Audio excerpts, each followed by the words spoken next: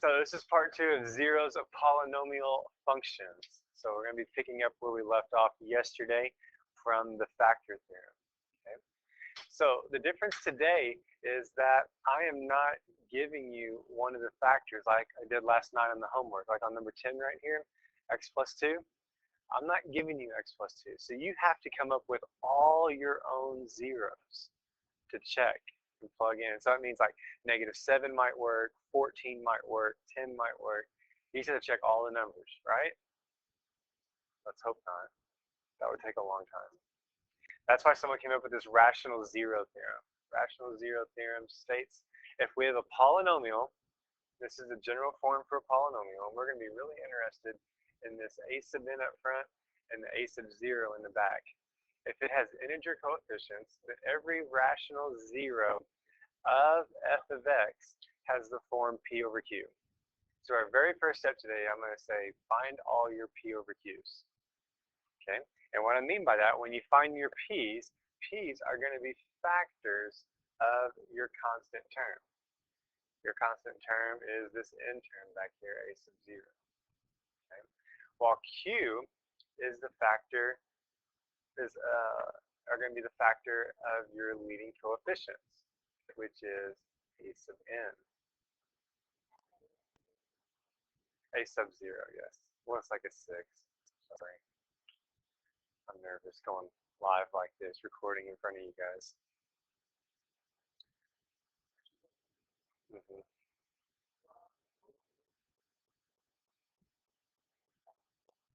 So there's going to be a couple of homework problems tonight. I plan on putting one of these on your quiz Monday where you just have to list the potential zeros. What might be a 0? Okay. So instead of plugging in every number, when we're just listing the potential zeros, I just want to look at the last number right here. I'm going to call that the p. And I want to look at the first number right here. We'll call that the q. And what I'm wanting to do is I'm wanting to take all my p's over my q's. I want to take all the factors of p first. So what are all the factors of 10? 1,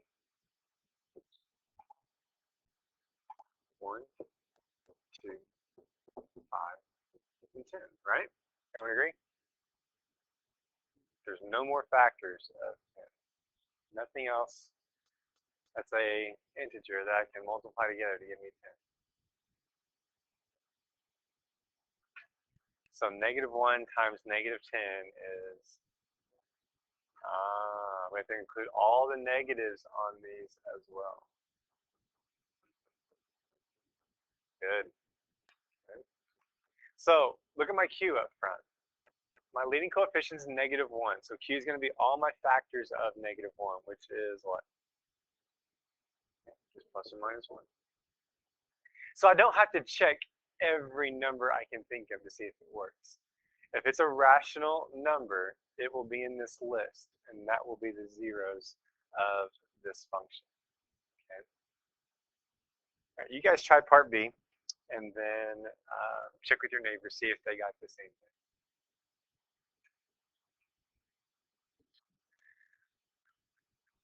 So all of these would be my zeros. Okay. So what that means is on this one, since I have two numbers on bottom, 1 over 2, 1/2 might be a 0.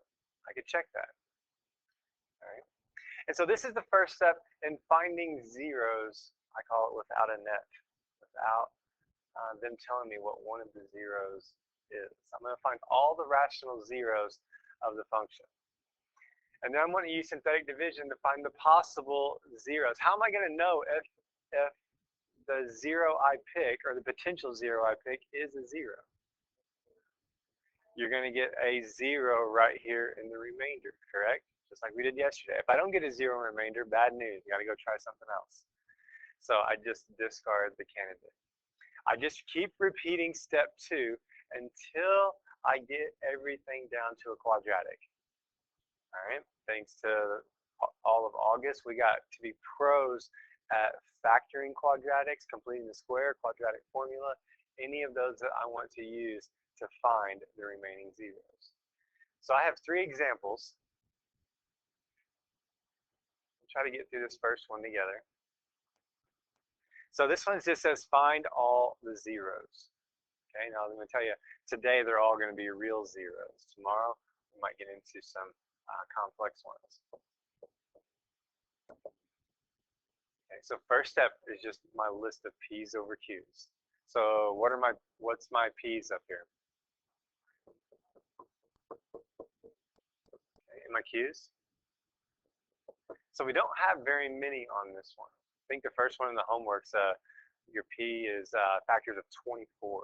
So yeah, you're going to have a long list, plus or minus 1, plus or minus 2, 3, 4, 6, 8, 12, 24, so forth all the way out. So we don't have very many to check on this one. So next what we do is we just choose one.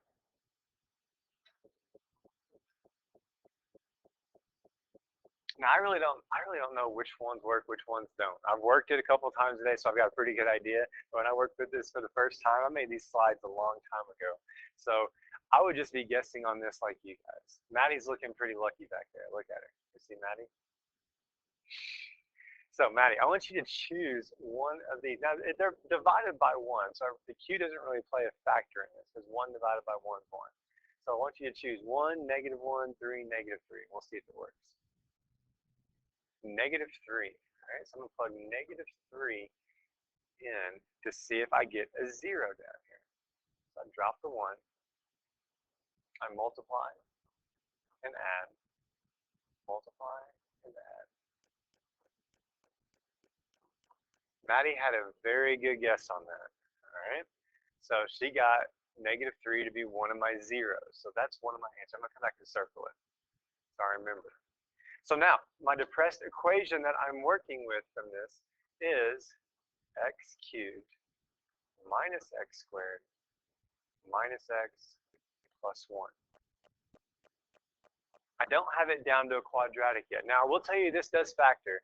This is a special factoring pattern called factor by grouping. If you know how to do factor by grouping, please go ahead and do that. That'll give you the rest of your answers. But suppose we don't know how to do factor by grouping. I need to go about this again. But before I get going, look at my P down back here. I can revise my P over Q list. All right, the P doesn't have 3 as a factor anymore, does it? So that means 3 and -3, they're not going to work anymore. So I'm down to a 50-50. Dr. Yak, what are you thinking? 1 or -1? -1. All right, so -1. And I'm wanting to work with my depressed equation. So I'm going to use my coefficients from this last one that I just did. Wow, that's a lot of 1s and 0s. It's going to look like binary, I think.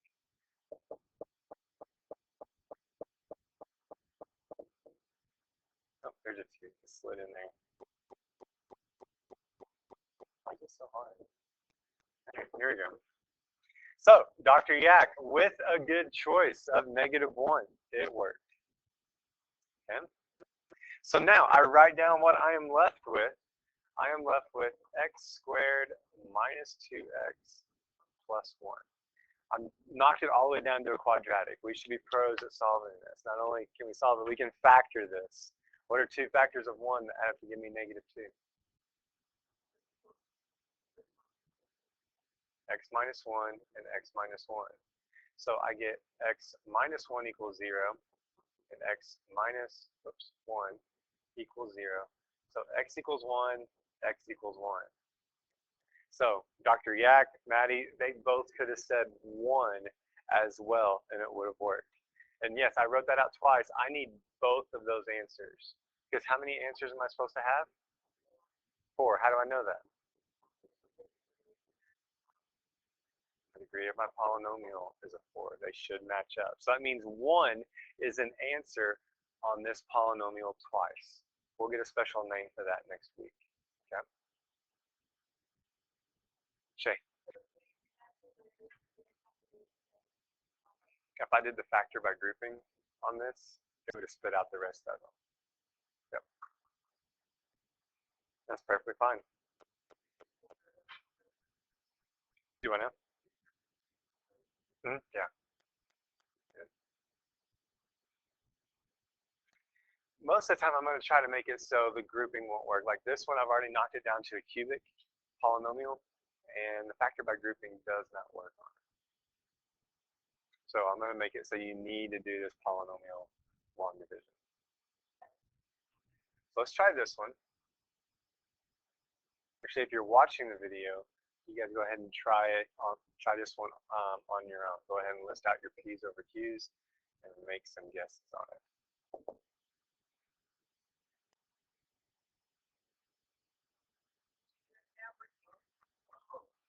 So obviously, if you're watching this video, you do not want to take any of my 6th-hour pre-cal students to the casino with you. They are not very good at guessing. Stay away from the roulette wheel, right? So negative 1/3 ended up working, and then we were able to factor this down. Let's work one more together. End of this one's going to be a little bit weirder. Yep, that's what we're going for. Man, a lot of erasing. Let's try to guess better this time, guys. I got to keep this under a certain amount of time for YouTube. Right? I don't know. Wait, we're going to go for 24 hours. So if you're watching this at home, go ahead and go get something to eat. We'll be back. All right, so Annie watches them. So Annie's going to, hey Annie, we miss you. Get better soon. All right, so first up, we need my P and Q list. So I've kept it pretty small this time, thank goodness. We're not guessing very well. You think it's negative 2/3? Are you just, you guessed last time. Try one? Let's try one. Let's try something nice first. Yes. I'm going to let the world see what bad guessers you are.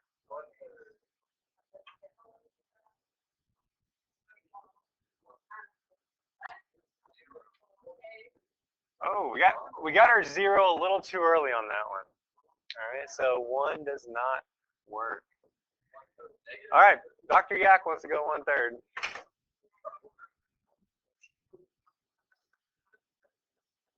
3. 1/3 of 3, that's 1. Oh, there's a fraction. That's not going well.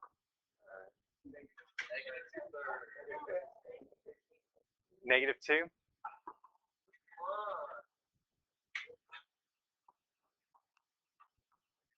We drop. We multiply. Why is that hard? Multiply. Oh, not quite. Got to X out my 1/3. Which one you guys want to do? Negative 1/3 or negative 2/3? Do the negative part. All right, negative 1/3. Negative of Parker's answer. That's true. Negative 1/3. 3, 4, negative 7, 2, 3, negative 1, 3. That's good news.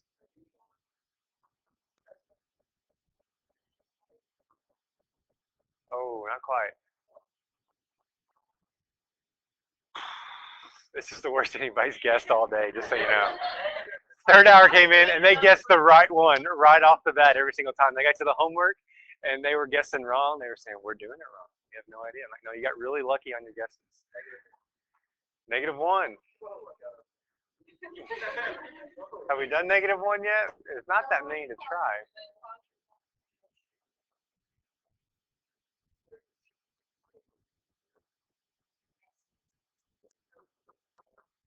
It just, nope. Holy cow. Negative 2/3. Negative 2/3. Negative 2/3.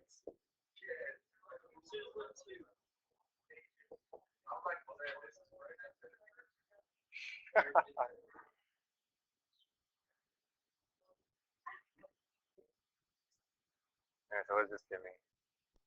Negative 4/3. That's not good. It's not good. We already did 2.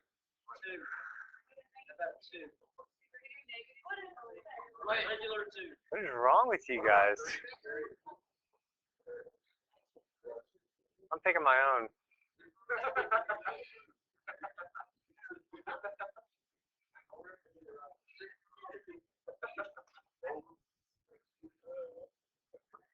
Oh, there it is. Good job, guys.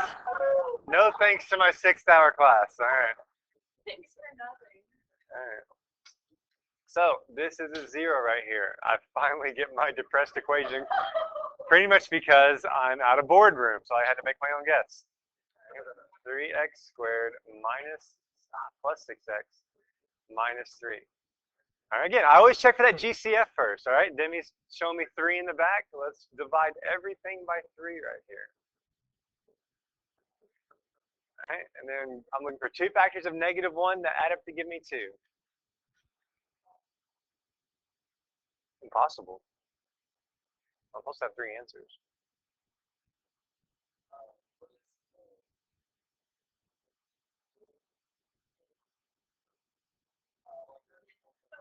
Quadratic formula. Or complete the square. Completing the square would not be hard on this. We got a nice even number right here in the middle. Let's complete the square on it. Mason, won't you do quadratic formula and see if we match answers, okay? So completing the square. If you want to, if you see that you're going to do quadratic formula more, go ahead and do quadratic formula. That's perfectly fine. But I would complete the square on it. So I left a hole right there to complete the square. What do I need in this hole?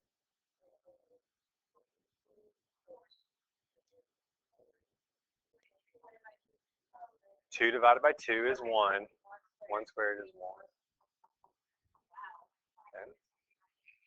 So that gives me, we've done that a lot, yeah. That gives me a perfect square trinomial on the left side. So x plus 1 squared. Okay, on the right side, that is 1 plus 1 is 2. So now I take the square root of both sides. Yeah, x plus 1 equals plus or minus the square root of 2. Subtract 1 from both sides, and those are my other 2 zeros right there. They are not rational. They will not come out in my list because of that square root of 2. So therefore, 2/3 was the only thing in my list that was going to work that time. The only thing. The other 2 are irrational, so I have to do this working down, which makes it, I want you to see how important it is to work with this depressed equation right here. All right? Otherwise, you will not be able to get those last 2 zeros. Okay? How do you complete the square? I took this number, this 2 right here, half of it, and then squared it. Gives me a 1. Okay, this